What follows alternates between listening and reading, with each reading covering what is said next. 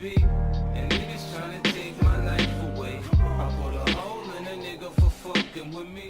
What's up, YouTube? Been a little while since my last upload. Been pretty busy. The kids have a lot of sports going on. If we don't have soccer, we have baseball, and on the weekend we've been either camping or going to baseball tournaments. So I've been super slammed. And any free time I have, I've been plugging away at the 2J Chaser and plugging away at the PARC proposal. So if you want to know what's going on with PARC right now, go watch the last video. We're almost to the end of the period to submit letters. So if you want to submit a letter and give your input, make sure you do that ASAP. Watch the last video, or I'll put it in the description of this video as well. I think August 7th is the deadline for the first stage of decision making. So I will be making some revisions to the proposal again. So hopefully version 15 or something will be going to the county in the next week or so. And then if they want to see any more changes after that, we'll go to version 16 and 17. So stay tuned and I'll keep you guys updated on how that goes. But for now, let me give you an update on the 2J Chaser because it is almost done. So if you haven't seen previous videos, go watch them. It is kind of a little series on how to do a JZ conversion in a GX100 Toyota Chaser. So this was a nice, clean, low miles GX100 NA auto car with the 1G FE motor. And I had this 2J swap sitting around, so it got put into this car. And I'm almost done. Here's how it looks today. So some of the things that I've done the last couple weeks is I hooked up the fuel lines. I already had the return hose coming off this engine, so that hooked right up to the return line in the car. And the hard line fitting that goes to the 1G motor was the same as the 2JZ. So I was able to just take the hard line fitting that was tied up to the side here and put it right onto this engine. I got the R transmission bolted in with the internal slave conversion. Got the radiator on, as you can see, all the hoses. Shane went ahead and made all my intercooler piping for me. Cut a hole in this side and decided to keep the battery in the stock location on this side. Got the Mishimoto front mount intercooler mounted. It's got two really strong tabs underneath holding it. And then it's got this little bracket up here that's pretty much just to stop it from flopping around. A lot of guys will push these all the way out to the edge of the front bumper and cut all this out. But since I took all the AC stuff out of this car, I wanted to try to keep the factory crash beam. So I was able to notch the crash beam a little bit right here and put the intercooler right behind it. So you got all this room right here for activities, mounting stuff that's needed in the future, or just airflow. And then I went ahead and trimmed the bumper so you can still mount a license plate if you want. And all the front mount intercooler stuff is now completely hooked up. Got the throttle cable installed. I ordered a factory JZX throttle cable and then just had to modify this bracket. Shane also welded me a pipe for the air intake. I'm still waiting for the filter to show up. Got the intake air temp sensor installed. Got the blow-off valve installed and plumbed. I was able to relocate the power steering reservoir from right here in the GX to over there. Just had to modify the bracket a little bit. Everything you see right now is completely hooked up. Got the factory Toyota JZX clutch master cylinder. Got the line going to the internal slave on the transmission. And on the inside, I found a company in Australia that makes a JZX replica tunnel. So I'm gonna go ahead and fiberglass that down to the chassis. That way there's no debris and stuff that comes up through there. And it does come with the 4 factory bolts for the shift boots.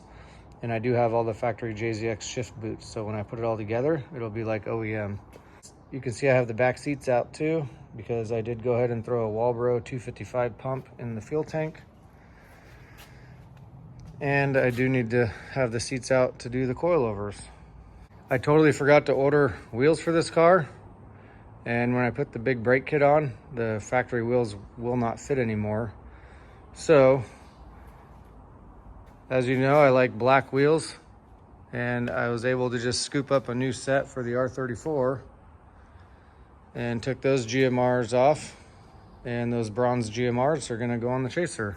The last piece of the puzzle now is for Oscar to come over, and he's a wiring guy.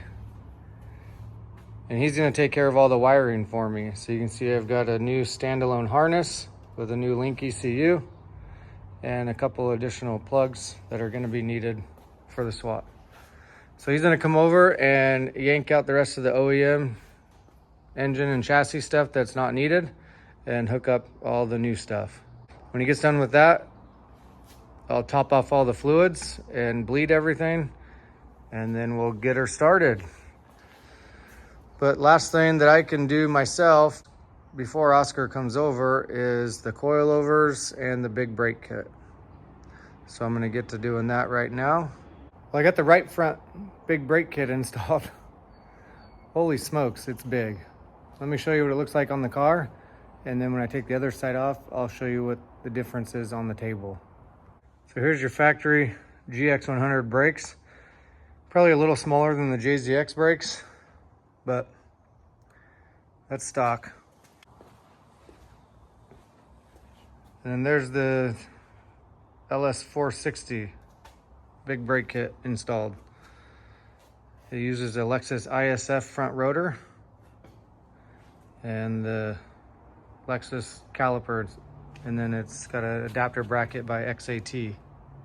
Gonna need a big wheel to clear these.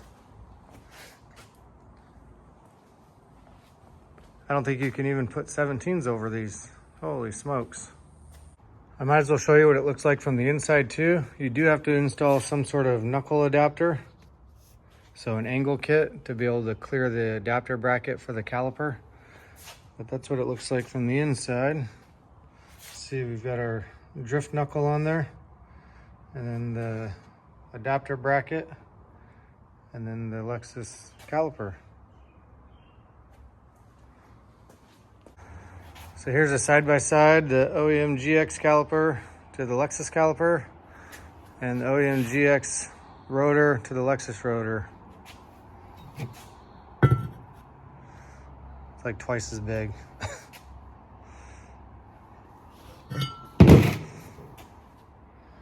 All right, made some good progress today. As you can see, I got the big brake kit on the front and the new Silvers Neo Max coilovers. Thank you, Silvers, as always. Awesome coilovers. Run them on everything.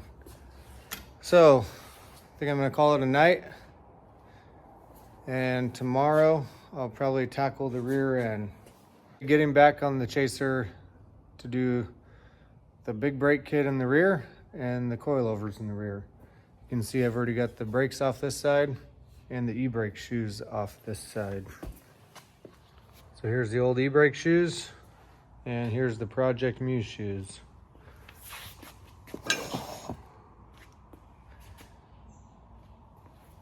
And here's the new brake rotor and the new rear caliper and the adapter brackets. So now I just got to transfer these brackets and stuff to the Project Muse shoes, put the e-brake assembly back on, and then I can put the brackets on and the new brakes. Rear brakes are done. So I got the Lexus big brake kit on the back with the Silvers Neo Max coilovers and the PME pads on the inside. This car is officially ready for Oscar to do the wiring. I do have 2 more things to do on the interior.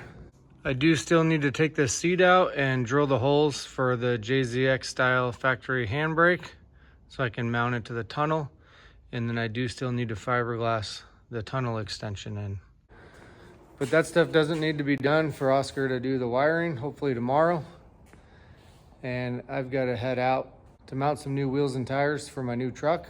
And then I got to head to PARC to do some noise tests. because they got some shifter carts running today. Oscar was over and got quite a bit of the wiring buttoned up on the Chaser. Got a lot of the new harness in, a lot of the old harness out, and made some diagrams to adapt the standalone harness to the GX chassis.